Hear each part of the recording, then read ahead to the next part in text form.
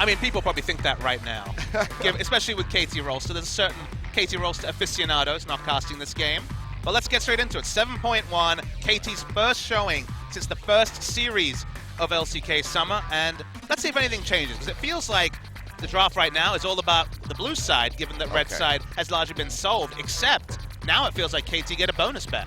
Yeah, I mean, the Rengar coming out on blue side, that's really confusing because it's been the must ban on red so far, but KT, even they will be shaking things up a bit. LeBlanc into the Taliyah banned away from Temp. I mean, they get a bonus. When you see that Taliyah has basically been granted to them because they didn't ban Rengar, and clearly Bless doesn't feel confident enough to play Rengar.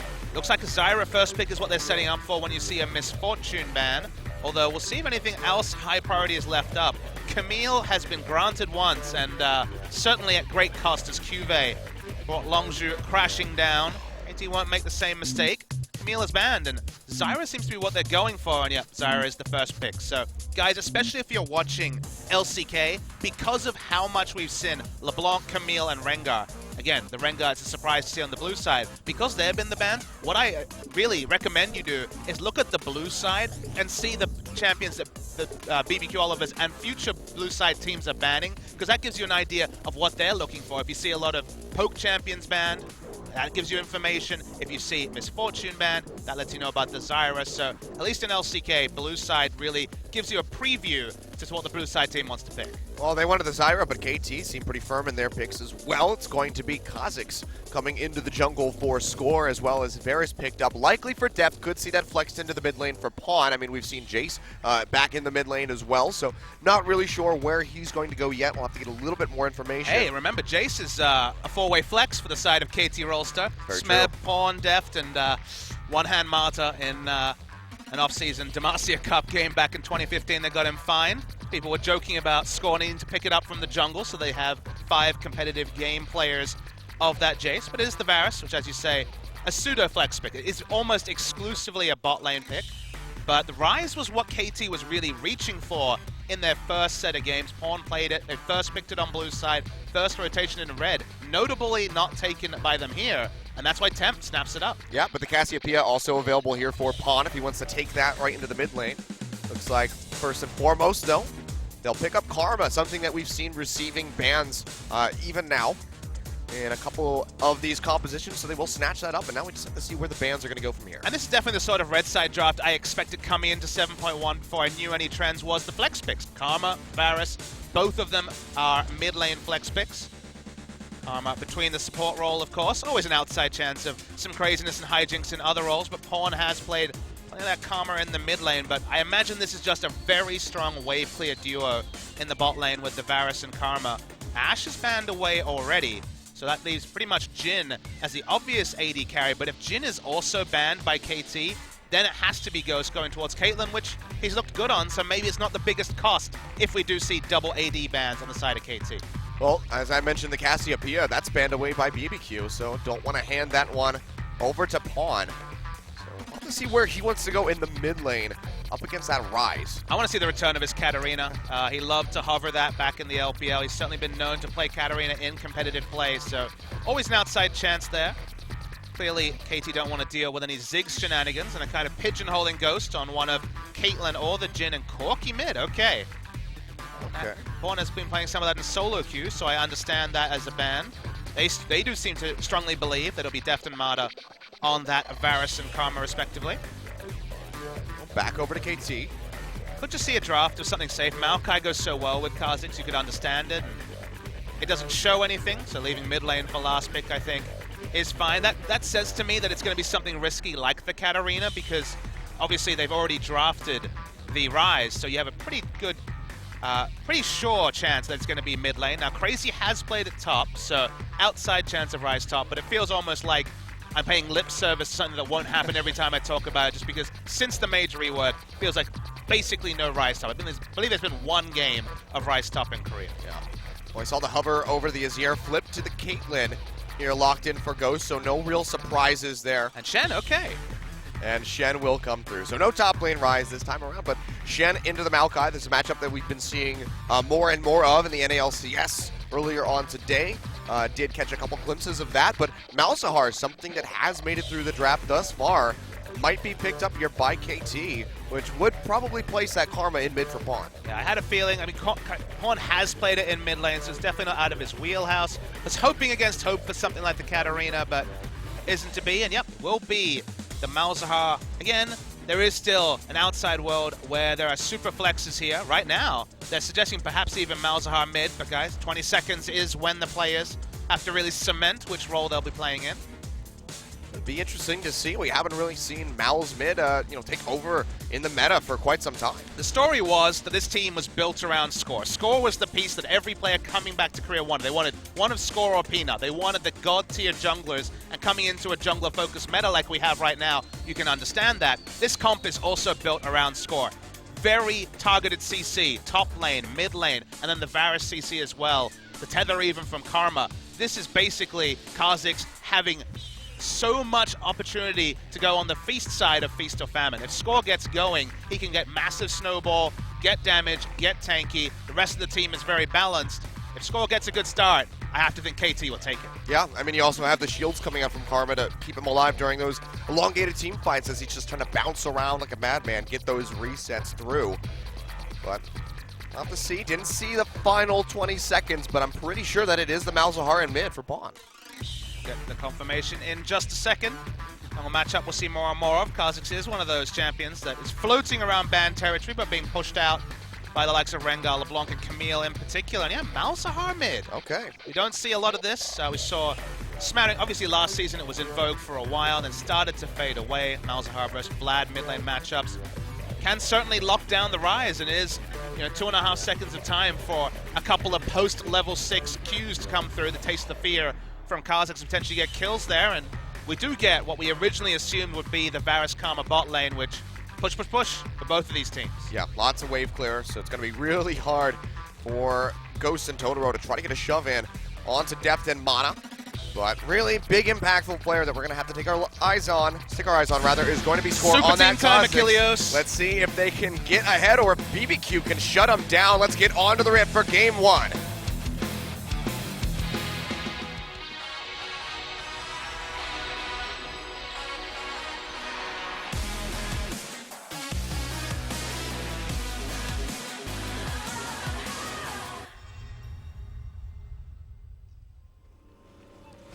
And welcome to Summoner's Rift, ladies and gentlemen.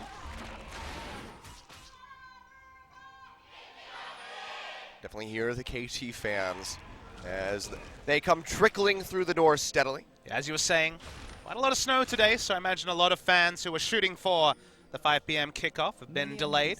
Can see plenty of fans on the top side, which lets us know that the arena is sold out tonight. So slowly, I think by game 2 we're going to have the same emotion in the crowd to match what should be some really excellent games. Obviously, KT come in massively favored, but BBQ have already thrown the wrench into MVP's fun, and I like what you saw there. So we saw Bless actually take out the blasting fruit, the blasting cone, yeah. The blasting cone to get over to the blue buff. Just because we've seen late invades where people would just blasting cone in with 2, get the invaders advantage. You have to back away because you don't know how much more backup they have, and thus lose your first buff. So if you do have the blasting cone spawning on that side, why not just take it yourself? Yeah. That way they have to wrap around. You have a bit more time to react. Those precious seconds when you're dealing with a late invade can be so important.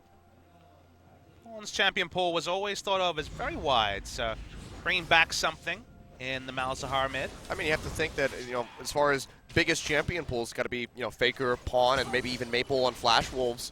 Those are the top 3 that come to my mind, at least for mid laners. I mean, Sassen's retired, so we don't have to talk about him anymore. And I don't know if we can really count Sassen's champion pool. He played 21, 22 champions by the end. If you look at that form, there was a lot on there, but first chance for some fans, especially those closer to Sungam, to come see their favorites. We missed some gameplay actually there. OGN, come on. Oh, silly OGN. They needed to get that reaction from Smeb, but meanwhile, we'll have to get a replay so we can see how Pawn was able to take down Tempt very handedly in that mid lane. So here we go. Looks like Tempt just walking too far forward. And you see what happened here. This is the same reason you don't want melee supports against Malzahar in bot lane, because those Voidlings multiply if they attack in the first 1.5 seconds.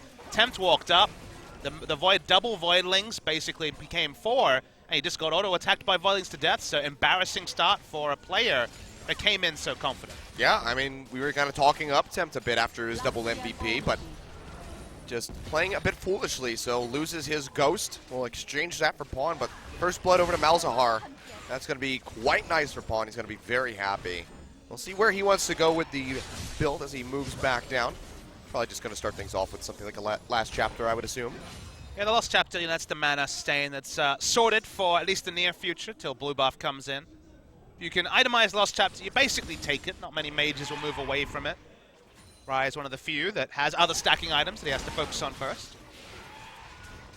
And speaking of stacking items, it does feel like Varus stacking items are completely out of the meta as Smeb runs out of mana and go for red. Actually, we see junglers meeting in top. Oh yeah, Bless going really aggressive here, getting into Score's face up by the Krugs.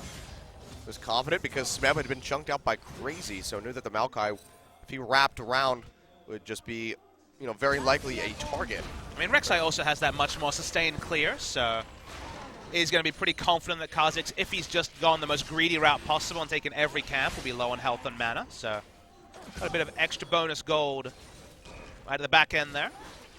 Yeah, can't force out the flash, so Score had that leap available, so he got himself out to safety. But meanwhile, in the bottom lane, Deft starting with that longsword. This has become, more and more, popular here in Korea for these AD carries, starting off with this instead of the Doran's Blade. And to complete my thought, one of the things that also we've seen is Essence Reaver first. No tier, so no more just relying on Qmax and the base values. We still seen Qmax be most commonly the first ability max there by the Varus players, but Essence Reaver, Hurricane, utility carry, basically doing your best Ashe impression has been the way forward, and there's 3 of them now, so that's the big story, is that it's Varus, Ashe, and Jhin, all effectively having the same strength. This Score invades, face checks Bless. Yeah, finds Bless, he pops him up, creates a little bit of damage back, but has to jump over the wall to get out. So still holds on to the Summoner's spells, but that is going to hurt him as he tries to continue in the jungle. See him roaming down the river, picks up the honey fruit to get a little bit of HP back, so that'll be a nice little reprieve for him, but face checking the Rek'Sai, definitely have to be careful with that one. Now we got the action-packed top lane, Maokai versus Shen. They'll of course cause a lot of fireworks in other lanes, but the actual 1v1 lane is less than interesting. And honestly, this game kind of heats up when Score gets level 6. When he actually has true damage, especially in solo lanes where you're more likely to be isolated. Right now, Score is just farming 4-6, and between the Nether Grasp and the Twisted Advance, there's not much targeted hard CC left in the game for a Snowball Assassin like Kha'Zix to profit on. But this is where Score smiles and is like, okay, just let me get my items. I'm getting there. Got some long swords ready to go in just about a couple of minutes' time. Yep. Just a little bit behind Bless as far as the farm is concerned. But now the Tiamat coming through. It's Tiamat Fervor as well, so it's the new age build. I was watching NA LCS earlier and it seemed like most people were still relying on the Courage of the Colossus just for a bit of tankiness when you initiate, but Fervor and the Tiamat is the most early dueling power possible, and it seems to be the favorite keystone in Korea, specifically for the Rek'Sai. Yeah. Talking about other regions, I mean, one of the things we kind of found out earlier on today was a Camille counter from the LPL. Darius top seems like it might just be the way to go. It was Amazing Jay, who is, the Garen, the dirty Garen and Darius picker du jour, but he was 40 CS up, he was a couple of levels up, he was getting solo kills, the jungler didn't even have to pay attention. Camille wins a lot of melee matchups, but so does Darius, so that was an interesting one. We'll see if any teams from Korea watch the LPL and are crazy enough to try it. No pun intended. Well, let us know how it goes if you do check it out. I, for one, I'm not much of a top lane player. Oh, you definitely see these solo queue trends. It's like after IEM Gyeonggi, everyone put in 20 games into Taliyah after seeing Crown play it. So people do pick up these picks. We've already had plenty of those Dirty Ziggs bottom pickers as well. So Shifter is somewhere smiling gleefully at all the KLC's calls the competitive meta. I mean, given the rating, the rate that the win rate that Ziggs has, I think we could just call him a bottom feeder. I mean, dirty bottom feeder. You say that. I mean, the solo queue win rate's still there, but in competitive, he's been struggling. Recently, at least. See if more and more teams. See if it's just a passing phase, or more and more teams want to refine their Ziggs bot gameplay. Just do entire practice regimens just centered around Ziggs comps. I'm sure somebody's doing that. It's got to be at least one team that has developed a Ziggs comp. Maximum tower push. SKT looked good in their Ziggs game without necessarily min-maxing, so we'll see if Bang wants to return to it again. Yeah. This game's been surprisingly muted, and we're hyped about KT, and this roster will certainly get somewhere, but there's a couple of kind of teething issues that were to be expected. This is almost a case of too many cooks, because you look at some teams and you're like, I don't know the shot callers of this team, or they don't really have someone that fits it. You've got Score and Marta, both of whom inspire respect. Both of them have been around a long time. Both of them are vocal, so even working out who has the lead voice might not be a trivial exercise. Also got, it felt like their micro was certainly outweighing their macro in their first series, so give them time, they'll get there. I'm guessing it just comes down to whoever the oldest is. That would be Score. That would be Score. He's the second oldest in our league, behind Marin. Pawn actually just goes back to lanes, doesn't want to lose a minion wave. Classic mid laner. But they'll get there. I think that's the thing, is you have to also remember that this team has had a really short time to practice together compared to other teams, obviously on EU LCS, and they're talking about how Misfits has been in Korea. We've met with a lot of teams who boot camped in Korea, and they're KT, so they boot camped in Korea as well. But the big story there was that, the roster only played together for the first time maybe a month ago. Smeb was over at All-Star. In fact, Marta was as well. So they probably had pretty limited scrim time. Also, Pawn, there is word from some of the players that not all of his back issues are completely over, so who's to speculate how much solo queue or even scrim blocks they're able to take. So it's not a surprise to me if in the first round robin KT are slow to warm up. Yeah. They're basically the prototype of the famous sleeping giant phrase. You look at this team, everyone knows how good they are on paper, and they'll get there over time. Yeah. We've seen, even SK Telecom, again, coming in the summer split, really slow start for them. Deft, though, maybe looking to speed things up.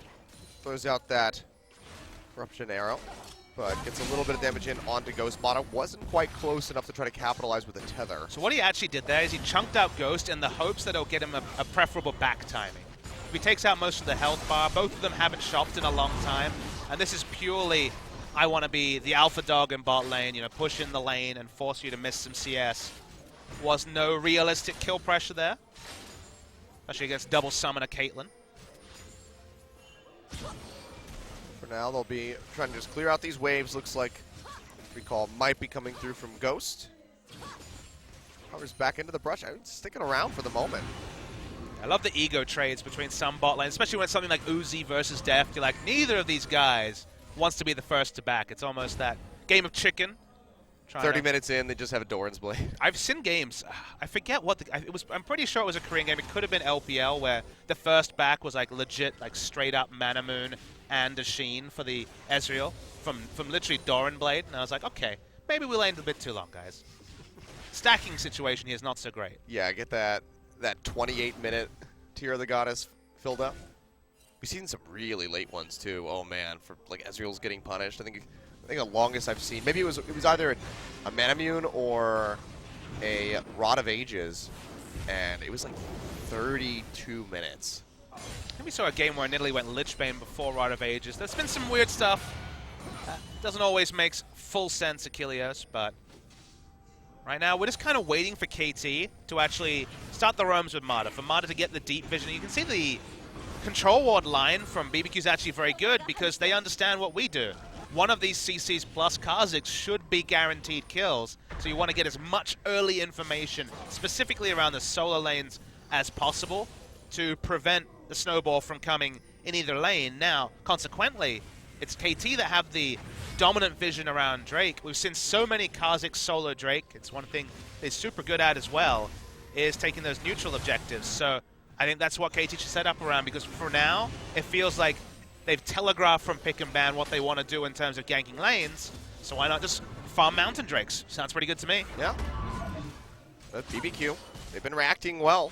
Just cleared out all that vision on the top side of the river that KT had established. Pick up the Scuttle Crab as well. So they'll know if Score goes roaming up that way. But this is the most obvious roam of all time. I'll just kill a ward and blow up a tunnel. So So yeah, know exactly where he's at. We'll see Ghost and Totoro just playing underneath that turret for the moment. And looks like it's going to be Score taking away a buff. Yeah, his pressure does get them the red buff. Could also see him jump over and solo down the Mountain Drake. Malzahar's Voidlings no longer tank neutrals forever, and Score's just waiting. He wasn't moving for the longest time because he was waiting to see if Rek'Sai would face check him and didn't want the Tremor Sense to show vision.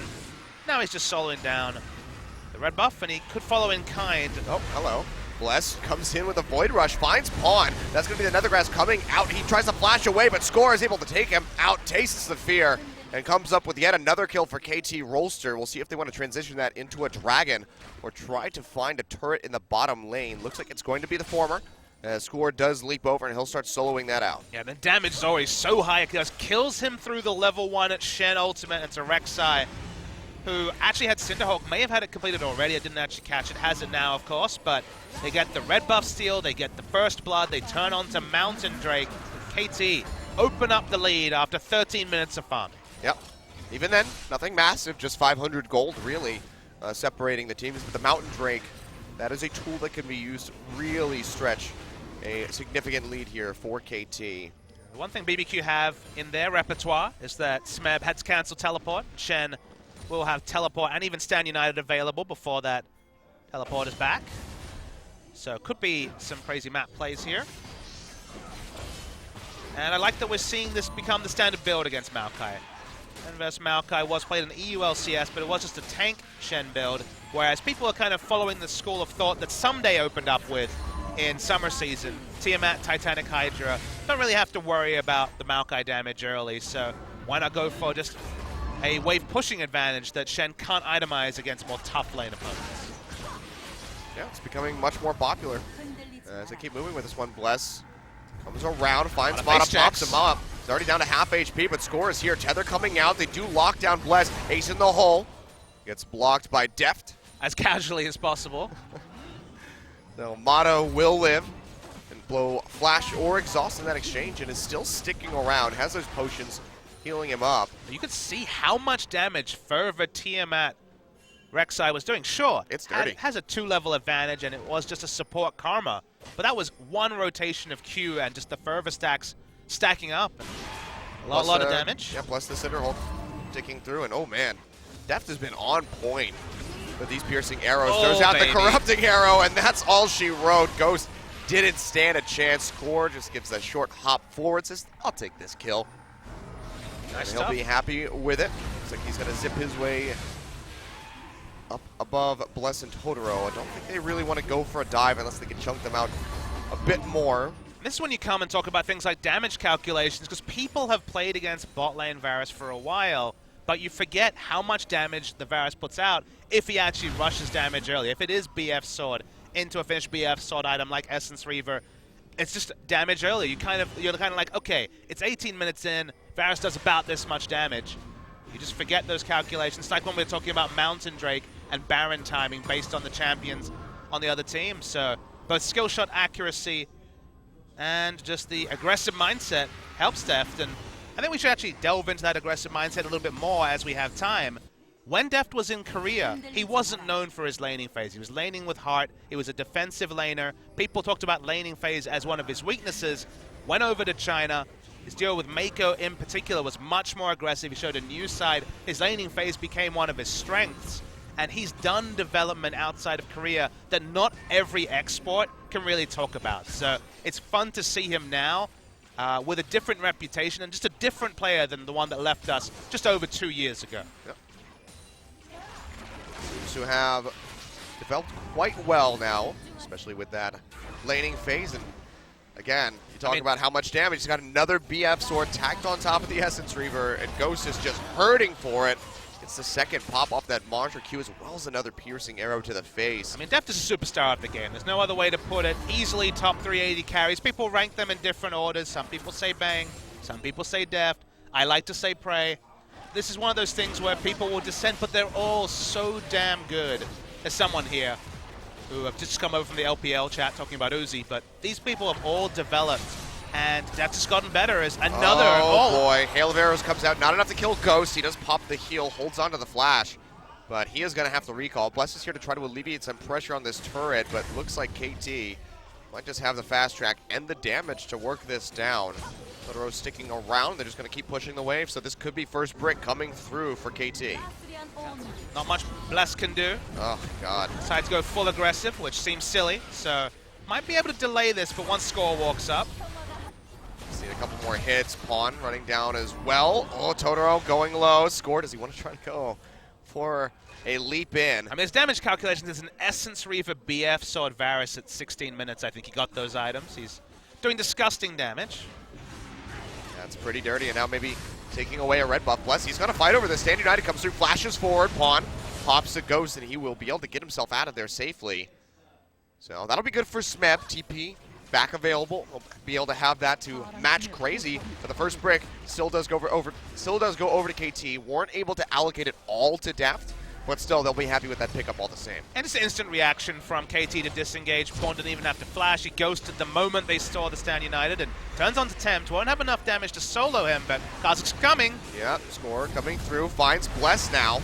Pops him up. Score getting ripped through by this Rek'Sai. Pawn flashing over the wall, trying to get over onto Tempt. Score going low yet again as Bless sticks to him like glue. He will go down. Pawn comes up with a kill, but he's going to pay for this one with his life, seemingly. Mata flashing over into the Raptor Pit, puts a shield on him just in time to try and keep him alive. Ace in the hole will be blocked by the Karma, and Smeb taking up Crazy and Bless, keeping them away from his carry in the mid lane.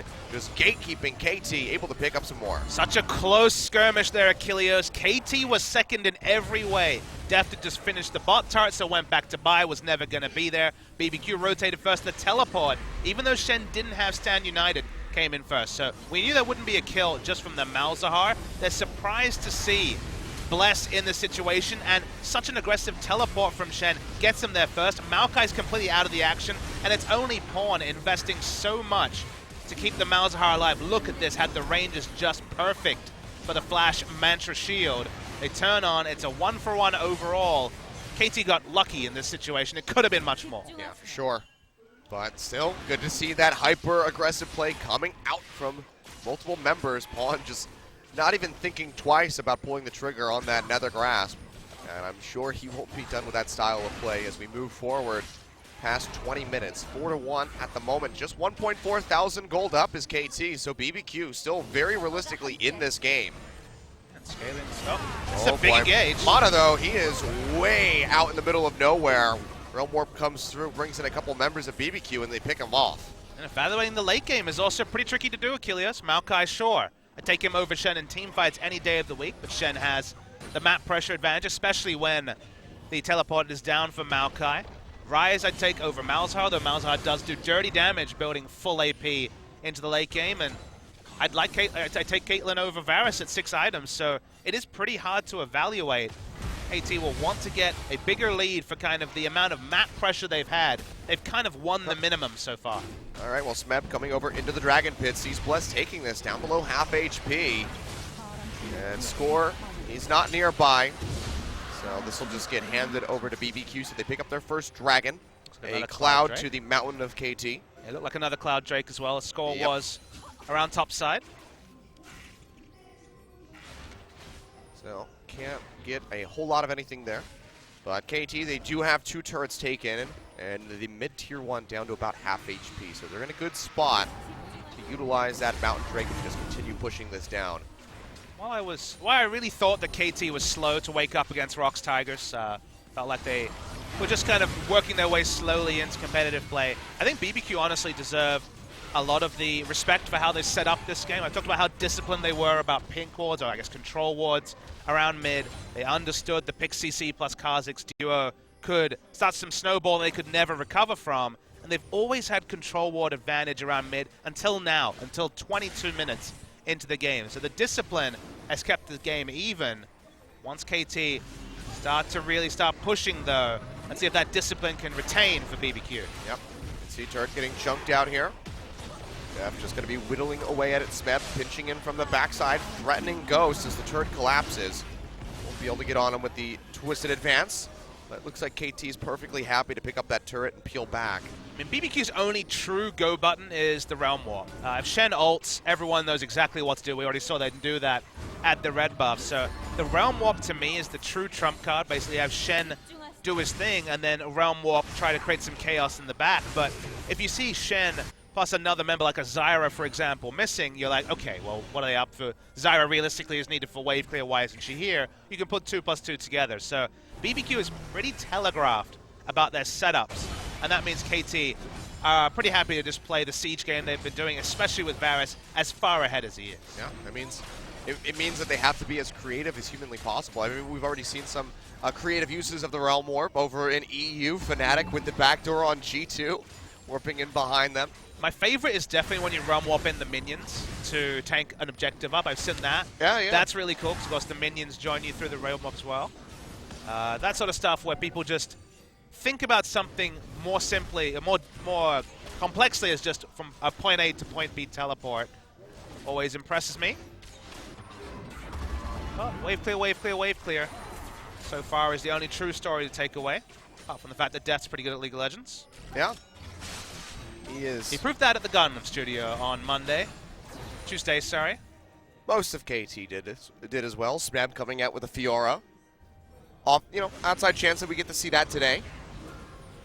Should Crazy get his hands on, the Maokai perhaps, we could see Smeb bring that back out. I mean, he played it way out of meta at Worlds against EDG for the Rocks Tigers and got over-aggressive and kind of threw away a game there. But you're right. He's a noted Fiora player. In fact, LPL fans will be happy to see Duke, because Duke also a big Fiora player. Fiora meta's not here just yet, even though we see so many tanks. Feels like people are more confident taking the Singe as kind of a pseudo-pressure counter compared to actually killing the tanks. KDAs and fantasy fans prefer that, because they still get a lot of CS and not a lot of deaths. Yep, I tried playing the Singe last night in solo queue. Where were you on the proxying versus feeding? Didn't go well. Realm. Okay. Didn't go well. Granted, I was a good distraction for the rest of my team. Okay. So they were getting ahead while I was getting murdered. It was one of those 9x games, was it? Report 9x. I think it was about 7. 2 people were okay with it? Something like that. The Riven that was 10 kills in your lane was okay with it? Yeah, my enemy top laner, he was pretty happy. That's why whenever I play top, I need to just play nothing but Jace. Aren't you a Maokai man? Occasionally. Occasionally I will play some Maokai. I did play a little bit of that last night as well. But Jace is forever my favorite. I like doing damage. Maokai does some damage, but I like doing more damage. Fair enough. I need all the damage. Well, especially if people are picking tanks, you can have your fun, just ranged auto-attack people. Buy a Cull even. I was playing investment banking. Well, I was playing Maokai, and then we had a mid lane Katarina that died in the first 30 seconds of laning phase to a Master Yi mid. And then she proceeded to do so about 4 more times. And then at 10 minutes, Master Yi had a Blade of the Ruined King. And I forget what else he had. He had at least a recurve bow. That's a pretty cool story, Achilles. He had a lot of stuff, and then he just dumpstered us. Sounds like solo queue. Yep. Feels bad. I mean, we told you when you joined OGN about the Korean Master Yi. Definitely one of those must-picks on the Korean server at every ELO range. There's no ELO heaven to get you away from the Master Yi. The Master Yi mid's definitely a new one. Oh, it's nothing but hell. You can actually say you're stuck in ELO hell because it just stretches from bronze to challenger. Well, KT start the Baron. TP's coming through from Smeb, but looks like they're going to go ahead and peel off this. Maybe try to find a fight. Big speed up on the Mantra Shield. Smeb coming in. Stand United being burned out onto Totoro, but they lock up Bless with the Nether Grasp. He flashes away. Big Zyra ultimate popping up 3. But Depth is still healthy. He's firing off these piercing arrows from the back line. Goes way too far forward. He's going to be the first one to get picked off. Goes down to Depth. Smeb still pushing fearlessly forward. Has the shields from Mata to keep him alive, and they're able to pick up a second kill. Both the carries from BBQ completely destroyed. That's going to be a tier 2 going down in mid. And maybe just a fallback onto the Baron, but no, looks like KT, they want to go straight in for the inhibitors. Yeah, KT just wanted to get people in range of something like the Nethergrass. They weren't ever serious, actually, about trying to take down Baron. I'm just actually chilling around Baron. He's like, I want to take it now, please, God. Bless didn't go down at the start, and I thought it might be all right for BBQ, because if no one died, Bless can just back, ultimate back in with with the Void Rush and just be able to contest. But because 2 go down, Ghost caught horribly out of position. Should be an easy Baron, although for now Rek'Sai is at least within 3,000 units of the Baron. He's poking around, but you can see Bless will be playing back, and the Baron does go over to KT Rolster. 28 minutes on that. So now an exposed inhibitor in mid. Be sure that they're going to pay a visit to that, but just, good flank ward set up for Smeb. I mean, taking down Bless, frontliners definitely are squishing to Malzahar, and his ultimate in particular was the dream here, because then Baron is the true objective. But Bless gets out, and crucially it's Ghost who's too far overextended. Speaking of Bless, he actually does nip in and steal a Cloud Drake. If that was double Mountain or double Infernal, he'd feel a bit better. But even if it's enough to walk away from Smeb, it's something. Yep, picks up what he can. 6.7, 6.8 thousand now as it just keeps stretching. Gold in the lead. And KT have really started to turn up the heat on this game after what was a really slow early game. Things have started to become a bit more explosive. Feels like that explosiveness may be on a 5-minute or so cooldown. Achilles does feel like Smeb, specifically in the home guard engages, is very important. Cloud Drake actually helps BBQ a lot in that way because Malzahar and the Maokai have to get in pretty close proximity, and having an extra 40 movement speed or so, a little bit less after the movement speed cap is factored in, just means they're out of target acquisition, and it's not realistic for something like a Karma AoE speed up and pick unless it's under turret, unless they're really going Rambo, which is certainly an outside possibility. Yep, you can see KT walking forward, clearing out a couple of these traps. Is Smeb doesn't have to worry too much about the damage from the Caitlyn, even with the guaranteed headshot. Ooh. Well, Deft is big. He's got the Infinity Edge as third item, at least half an item, maybe even a full item above Ghost. Yeah, will be no contest on the mid lane inhibitor. There's nothing they can do, really. But they're running out of objectives to not contest Achilles. That's kind of their issue, is that, okay, KT have not been very diligent about pushing out top lane, so top lane isn't a part of the full court press, but playing 2 lanes, given the lead they have, is just fine from their perspective. Yep. Let's wait for those minions to start crashing in. Should be the next wave coming through. Smeb wrapping his way down, just ready to jump onto Ghost on a moment's notice. The turret falls. That's going to be another grass locked in onto Totoro. Gets canceled early, but it doesn't matter. The damage, you just have it. It throws. Score goes forward, finds that kill. Big heal off the Redemption, and Bless gets locked down by the Arrow of Corruption. They lock him in. GA gets popped, and there's not a whole lot of places that he can go from there. He gets taken out. It looks like KT are going to try to end this one right here, right now, as Ghost goes down. Try to get a little bit more damage on the Temp as they chase him back into the fountain, but the Nexus turrets are falling. The Nexus will follow suit. KT Rolster coming out strong in game 1. Bit slow at the start, but they're able to close it out. Sub 32 minutes. Yeah, the Tortoise versus the Hare. Slow and steady won this race. They pretty much just went in there, did things the way they wanted to. Very ordered play. Maybe a bit facetious to call the BBQ Olivers the Hare. They were very much smart about how they opened up. I liked their preparation, but KT kind of sussed out what game BBQ Olivers were playing. They turned the game on their terms.